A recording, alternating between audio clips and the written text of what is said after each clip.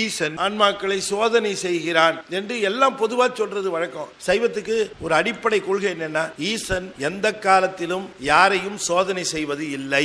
ஏன்னா சோதனை செஞ்சுதான் நம்ம வண்டவாளெல்லாம் அவனுக்கு தெரியணும்னு அவசியம் இல்லை. ஒரு சன்னதியில 100 பேர் நின்றார்கள் என்று சொன்னால் 100 பேருடைய பக்தி என்னன்னு யாராவது அவனுக்கு போய் சொல்லணுமா?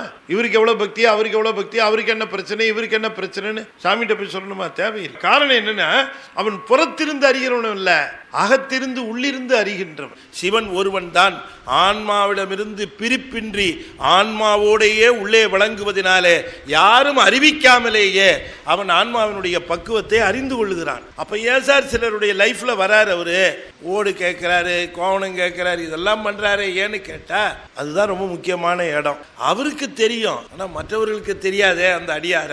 எனவே இந்த அடியாருடைய பெருமையை இந்த உலகம் அறிய வேண்டும் என்பதற்காக அவரிடம் வந்து இந்த திருவிளையாடலை நடத்திய காரணமாக உலகத்திலே இருக்கிறவர்கள் இப்படிப்பட்ட அடியார்களை தெரிந்து கொள்ளுகிறார்கள்.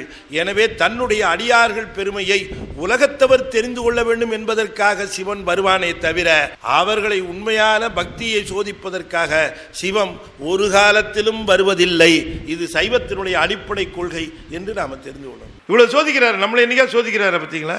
தெரியும், நம்ம வண்டவாளெல்லாம் சோதிச்சு தான் தெரியணுமா? நம்ம பக்தியோட லெவல் என்னங்கிறது அவருக்கு தெரியும். உள்ளே இருக்கிற சிவம் தெரியுது, இது என்ன நினைக்குது, இது என்ன யோசிக்குது, இது சாமியவே எப்படி ஏமாத்தலான்னு யோசிக்குது. நீ ஏமாத்தலான்னு நினைக்கும் போதே சாமி உங்களுக்கு தெரிஞ்சிருச்சா? டேய், நினைக்கும் போது முதல்ல உனக்கு தெரியும் நினைக்கிறேன், முதல்ல எனக்கு தெரிஞ்சுட்டு தான் உனக்கே தெரியும். எல்லாருக்கும் எல்லா சோதனையும் தரமாட்டான் சிவபெருமான். ஒருத்தருக்கு கொடுத்தது போலவே இன்னொருத்தருக்கு அனுபவம் தரவே மாட்டான். ஒவ்வொருவருடைய அனுபவம் ஒவ்வொரு விதமாக இருக்கும்.